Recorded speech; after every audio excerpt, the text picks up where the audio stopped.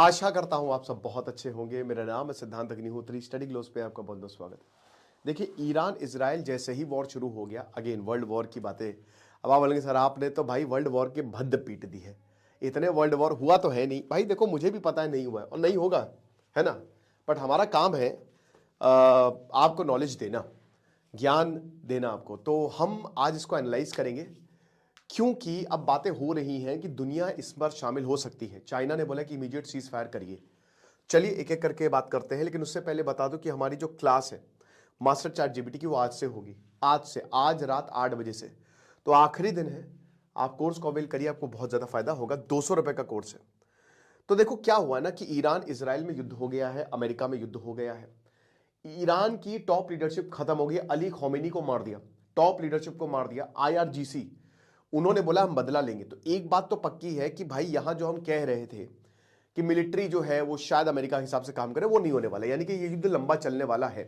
Okay, तो ये सारी प्रॉब्लम्स है।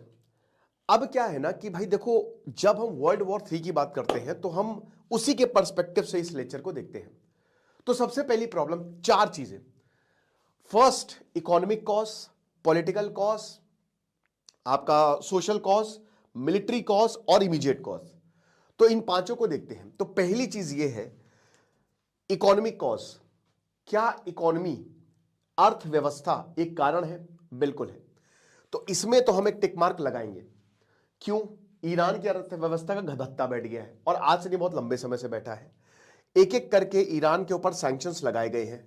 जहां गल्फ देश अमीर होते जा रहे हैं, बहुत अमीर होते जा रहे हैं, इनके पास पैसा बढ़ता ही जा रहा है, वहां उतना ही ईरान गरीब होता जा रहा है, उतने ही ईरान की परेशानियां बढ़ती जा रही हैं। जहां पूरे गल्फ देश अमेरिका की गोद में जा बैठे हैं। तो यह तो बात हुई ईरान की। इजराइल और अमेरिका की बात करें तो भाई देखो, इनके पास पैसा भर भर के है। अमेरिका को चाहिए रिसोर्सेस। ये स्ट्रेट ऑफ हॉर्मोस, ये ईरान अभी, और ये बाब अल मंदेब, ये कंट्रोल करता है ईरान। अमेरिका ये बिल्कुल भी नहीं चाहता। डी डॉलराइजेशन, भाई देखो ईरान के रशिया और चाइना से रिश्ते तगड़े हो रहे हैं। वो डॉलर की बजाय अपनी ही करेंसी में सब कुछ करने को तैयार है। तो जहां पे डॉलर पर खतरा आएगा, अमेरिका हमेशा देश को इन्वेड करेगा। इकोनॉमिक कॉस्ट तो बहुत बड़ा है। ईरान के पास देने को क्या है? ईरान के पास भंडार है।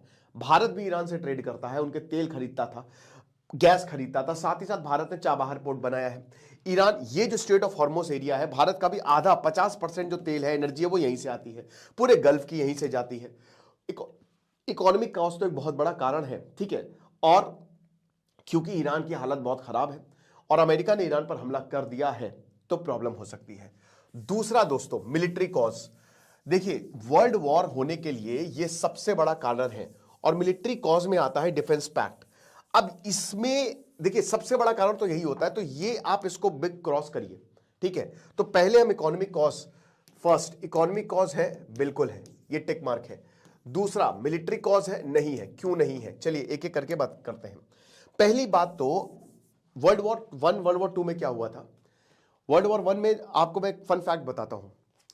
फन फैक्ट नहीं, सॉरी, खतरनाक फैक्ट। ट्रेंच डिजीज हो गई थी। हालात ऐसे थे कि ट्रेंचेस बना दिया करते थे। तो वो ट्रेंचेस जो थे ना, वो कवर्ड होते थे आधे पानी में, कीचड़ में। तो जो सोल्जर्स थे, उनको, उनके पैर जो है, जूते होते थे नहीं, कुछ नहीं था उनके पास। तो लगातार पैर उनको कीचड़ में रखने होते थे, उनके पैर सड़ जाते थे। वो खड़े होते थे, चूहे जो है मांस काट के ले जाते थे। ये हालात है। कितने लोग ऐसे ही मर गए। वर्ल्ड वॉर 1 में काफी लोग बीमारियों से मरे हैं। तो यहां पे मिलिट्री कॉस्ट की बात करें तो world war 1, world war 2, world war 1 में तो कितने सारे सीक्रेट पैक्ट्स थे कि हमने तुम्हारे साथ डिफेंस पैक्ट साइन कर लिया है, हमने तुम्हारे साथ डिफेंस पैक्ट साइन कर लिया है। आज ऐसा कोई भी पैक्ट नहीं एग्जिस्ट करता है, क्योंकि आज दुनिया पैसे से जुड़ी है। ग्लोबलाइजेशन, हम तो डूबेंगे सनम, तुमको भी ले डूबेंगे। आज एक ग्लोबलाइज्ड वर्ल्ड है और आज ये गोल्डन एज में हम रह रहे हैं। आज जो आप जमाना देख रहे हो, this is the golden age. पहले तो लाइफ एक्सपेक्टेंसी 30 से 35 साल हुआ करती थी, कुछ था ही नहीं लाइफ। तो आज जो एज है ना, वो बहुत अच्छी है अगर हम कंपेयर करते हैं पहले से। और पूरी दुनिया एक दूसरे से जुड़ी हुई है, पूरी दुनिया पैसे से जुड़ी हुई है।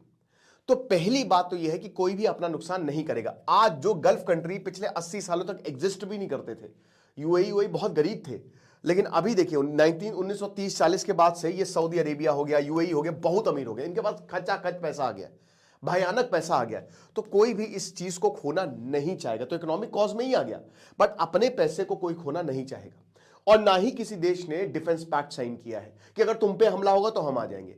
ईरान, देखिए रशिया और चाइना भले ही ईरान को जो है वो सपोर्ट करते हैं, बट क्योंकि चाइना रशिया भी अमेरिका से जुड़े हुए हैं, सीधा उनका बिजनेस है वहां पे। आज जो दो देश युद्ध में है वो भी एक दूसरे से बिजनेस कर रहे हैं। तो भाई आप भूल जाइए कि कोई अगर मरेगा तो उसके ऊपर कोई आने वाला है। ना ही ईरान के पास कुछ ऐसा है पूरी दुनिया को देने के लिए, ठीक है, कि भाई तुम पे हमला होगा तो हम खत्म। जैसे पाकिस्तान के ऊपर हमला होगा तो चाइना ने इतने इन्वेस्टमेंट करके रखे हुए हैं, इसीलिए चाइना जो ऑपरेशन सिंदूर के तहत चाइना बैठा हुआ था पाकिस्तान के अंदर। लेकिन ईरान के साथ ऐसा कुछ नहीं होने वाला। नॉर्थ कोरिया की अपनी प्रॉब्लम्स है, चाइना की अपनी प्रॉब्लम्स है। तो मिलिट्री कॉज एक बहुत बड़ा क्रॉस है। यहां पे अमेरिका और इजराइल एग्रेसर है। अमेरिका और इजराइल ने ईरान पर बम बरसाए हैं, लोग भी परेशान हैं, ठीक है, लोग भी विद्रोह कर रहे हैं ईरान के अंदर। और ना ही किसी देश ने कोई पैक्ट साइन किया, कोई अलायंसेस साइन की है कि तुम्हारे ऊपर हमला होगा। तो वर्ल्ड वॉर 1 में यही बहुत सारे सीक्रेट पैक्ट्स थे, और वर्ल्ड वॉर 2 में भी सेम चीज थी कि यहां पे सबको लपेटे में हिटलर ने लिया। हिटलर ने तो स्टालिन को लपेटे में ले लिया, बोला कि सुनो तुम हमारी मदद करो और उसके बाद हम तुमको थोड़ा सा धरती का टुकड़ा दे देंगे जो हमारे पास आएगा। ऐसे उसने नेवल चैम्बरलेन झुक गए थे भाई हिटलर के सामने। इंग्लैंड के प्रधानमंत्री गए डर के मारे, दे आए, ले लो ले लो ले लो, सडरलैंड का एरिया ले लो।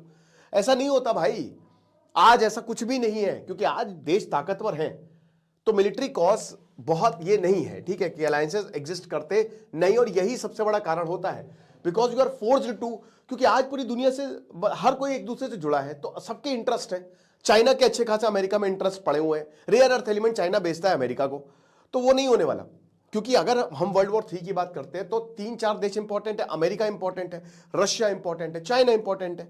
यही तीनों देश है। भारत ना वर्ल्ड वॉर 1 में डायरेक्टली पार्ट लिया, ना वर्ल्ड वॉर 2 में डायरेक्टली पार्ट लिया।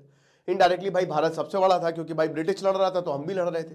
लेकिन उसके बाद हमारी नॉन अलाइनमेंट की पॉलिसी है। नॉन अलाइनमेंट की पॉलिसी हम अफोर्ड कर सकते हैं। क्यों अफोर्ड कर सकते हैं? क्योंकि भारत एक सुपर पावर रहा है, तो उसको किसी की फर्क नहीं कि भाड़ में जाओ बे, है ना। और पूरी दुनिया को भारत की जरूरत है। जब यूरोप अपनी चड्डियों में था तब हमारी एडवांस सिविलाइजेशन थी। लोग यहां पे भारत आते थे, भारत में आके पढ़ते थे, हमारे स्पाइसेस जो है वो वहां पे बिकते थे जाके। तो भाई ये नहीं होने वाला, आप भूल जाइए। ओके, तीसरा सोशल कॉज, ठीक है। देखिए सोशल कॉज भी एज सच नहीं है यहां पे, क्योंकि पहली बात तो इजराइल को लेकर पूरी दुनिया में, वेस्ट वर्ल्ड में सिंपैथी है, ठीक है। और मैंने क्या बताया, देखिए सिंपल सी बात है, सिंपल मैथ्स है। आप ये समझिए कि अगर फिलिस्तीन है, गाजा है, और अगर इजराइल है, अमेरिका है, तो आप ये देखिए कि कौन क्या दे सकता है। पूरी दुनिया ऐसे ही चलती है, ये पूरी दुनिया ट्रांजैक्शनल है। हम यहां पे बैठे हुए हैं, भारत इजराइल के साथ बिजनेस करेगा, हमारी सहानुभूति फिलिस्तीन के लोगों के साथ होगी, बट क्या वो हमको दे सकता? कुछ नहीं। ना वो टेक्नोलॉजी दे सकता है, ना वो डिफेंस दे सकता है, ना वो एग्रीकल्चर दे सकता, कुछ नहीं दे सकता है। इजराइल हमको सब कुछ दे सकता है। इसीलिए भारत, अभी पीएम मोदी इजराइल में गए, हमने भले ही हम कितना भी कर लें, कितना भी बोल लें, लेकिन सच बात यह है कि पूरी दुनिया अपने नेशनल इंटरेस्ट पे चलती है। अमेरिका के नेशनल इंटरेस्ट क्या है? डॉलर। अमेरिका को पता है कि पूरी दुनिया में बेस बनाओ, उनके रिसोर्सेस पर कब्जा करो, स्पेशली एनर्जी पर कब्जा करो। जो एनर्जी है उसका ट्रांजैक्शन होगा डॉलर से, और डॉलर जो है हमारा जब तक रहेगा तब तक हम रहेंगे। चाइना ने कहा है कि डॉलर हटाओ, जब तक कोई नई करेंसी नहीं आती है गोल्ड पे इन्वेस्ट करते हैं।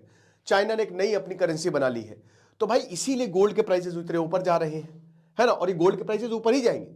तो अमेरिका का डॉलर लिटरली खतरे में है मेरे भाई, ठीक है। और इसीलिए अमेरिका को डर भी है कि कहीं प्रॉब्लम ना हो जाए, और अमेरिका इसलिए काफी कियोस फैला भी रहा है। तो सोशल कॉस्ट की बात करें तो भाई देखो, ईरान में लोग वैसे ही परेशान हैं। ईरान में प्रोटेस्ट हुए, क्यों हुए? इन्फ्लेशन की वजह से, इकोनॉमी की हालत बहुत खराब है। और इसमें भाई उनके लीडर्स की गलती भी नहीं है कि अमेरिका ने सैंक्शंस लगा रखे हैं।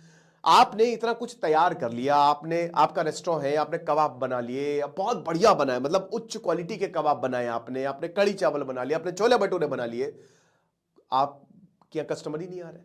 आप बाहर बेचने जा रहे हो तो कोई खरीद ही नहीं रहा है, क्या फायदा है? आप तो भाई, आपके तो लाले पड़ जाएंगे। यही हो रहा है। सोशल कॉज भी दोस्तों, इस समय जो लोग हैं, इस्लामिक देश भी है, पूरे गल्फ कंट्री, ये दोगले हैं ये। हाँ ठीक है, कतर में पूरी टॉप लीडरशिप बैठती है, कतर जाके वहां पे इजराइल से हाथ मिला के बैठा है, सऊदी इजराइल से हाथ मिला के बैठा है, मोहम्मद बिन सलमान खुद जाके बोलते हैं डोनाल्ड ट्रंप से, ये दोस्तों रिपोर्ट्स आई हैं कि ट्रंप साहब चलिए ईरान पर हमला कर दीजिए। उधर टर्की, कतर, सऊदी, ईरान आपस में वर्चस्व की लड़ाई लड़ रहे भाई। कोई किसी को किसी की नहीं पड़ी है, सबको अपनी पड़ी है। तो सोशल कॉज है ही नहीं जिससे वर्ल्ड वॉर 3 की हम बात करते हैं। ठीक है, then there is political cause. अच्छा, पॉलिटिकल कॉज है, बिल्कुल है, ओके, पॉलिटिकल कॉज है। अब ये पॉलिटिकल कॉज भाई जाहिर सी बात है कि ये सब पॉलिटिक्स की ही वजह से होता है। तो खामेनी की रिजीम चेंज करनी है हर हाल में। खामेनी की रिजीम चेंज करोगे, अब खामेनी को मार दिया है, 3 लीडर्स आए हैं, काउंसिल बनी है, बट खामेनी को आप हटा दोगे तो आपको लगता है कि आप कंट्रोल कर लोगे। वहां पे लोग कह रहे हैं कि भाई सत्ता परिवर्तन होना चाहिए, डेमोक्रेसी लेके आओ। डेमोक्रेसी इतनी आसान होगी नहीं, क्योंकि ईरान और वेस्ट एशिया में कभी डेमोक्रेसी नहीं आ सकती, क्योंकि उनका इतिहास ही वैसा रहा है। तो जो यहां पे बातें बोली जा रही है ना, वो अमेरिका के हक में ही जाएगी। वेनेजुएला में रातों रात प्रेसिडेंट को उठा लिया गया और आज वेनेजुएला अमेरिका के अंडर है। ईरान के साथ ऐसा नहीं होगा, बट हाँ, ऑलिव हैंड यहां पे दिया जा सकता है। तो इंपॉर्टेंट बात है यहां पे, okay. Then there is immediate cause. अच्छा, कोई इमीडिएट कॉज है क्या? इमीडिएट कॉज अभी तो नहीं है, बट हां, इस पे एक बड़ा टिक मार्क है, क्योंकि जो हमले हो रहे हैं, ईरान हमला कर रहा है, ईरान पलटवार कर रहा है। अब ईरान पलटवार किस पे कर रहा है? ईरान पलटवार अमेरिका पे कर रहा है। बट ये लड़ाई अभी खाली अमेरिका गल्फ तक सीमित है। याद रखिएगा कि जो गल्फ कंट्रीज हैं, इनकी जो पूरी सिक्योरिटी है वो भी अमेरिका के ही हाथ में है। तो अमेरिका जो है वो सब कुछ देख रहा है, अमेरिका इनको सिक्योरिटी प्रदान कर रहा है। ना ही चाइना, ना ही अफ्रीका, ना ही साउथ अमेरिका, ना ही रशिया इन्वॉल्व है इसमें, ठीक है, ना ही वेस्ट इन्वॉल्व है, वेस्ट भी इन्वॉल्व नहीं है। सिर्फ अमेरिका और इजराइल हमला कर रहे हैं, और वो हमला करेंगे। ईरान उतना ताकतवर नहीं है, ईरान अकेले लड़ रहा है। कब तक बकरे की अम्मा कब तक खैर मनाएगी? तो इमीडिएट कॉज है। अगर मान लीजिए कि अमेरिका के बेसिस पर हमला हुआ, हो ही रहा है, यहां पे हर जगह हमला हो रहा है, सारे देशों पर हमला कर रहा है, ये अभी रुक जाएगा, ठीक है, ये 4-5 दिन के अंदर अंदर रुक जाएगा, क्योंकि सारे मतलब वहां उधर इजराइल ने भी अभी फिर से 30 ठिकानों पर हमला कर दिया। इमीडिएट कॉज है, बट वो ऐसा नहीं है कि पूरी दुनिया में खलबली मच जाए। तो कुल मिला के वर्ल्ड वॉर 3 कभी नहीं होने वाला मेरे भाई, ठीक है, कभी कभी नहीं होने वाला है ना। ये बैलेंस ऑफ पावर जो है ना, वो चला गया, वो ओल्ड थ्योरी हो गई है कि पहले कि भाई कोई जैसे नेपोलियन आया तो बड़ा ताकतवर हो गया नेपोलियन, तो उसके बाद ब्रिटिश ने अलायंस बना के हमला कर दिया, वो सब पुराना हो गया। अब चीजें बहुत बदल गई हैं, हम एक ग्लोबलाइज्ड वर्ल्ड में रहते हैं, एक दूसरे से हर कोई जुड़ा हुआ है, डेवलपमेंट अपने पीक पर है, आर्टिफिशियल इंटेलिजेंस का जमाना आ गया, कन्वेंशनल वॉर तो होता नहीं है, ड्रोन वॉर होता है, तो वर्ल्ड वॉर 3 नहीं होने वाला। ओके, हाँ, बट ईरान जरूर बदल जाएगा, ये मैं आपको गारंटी देता हूं। मास्टर चैट जीपीटी का कोर्स आप अवेल करिए, खुश रहिए, पढ़ते रहिए। दिस इज सिद्धांत अग्निहोत्री साइनिंग ऑफ।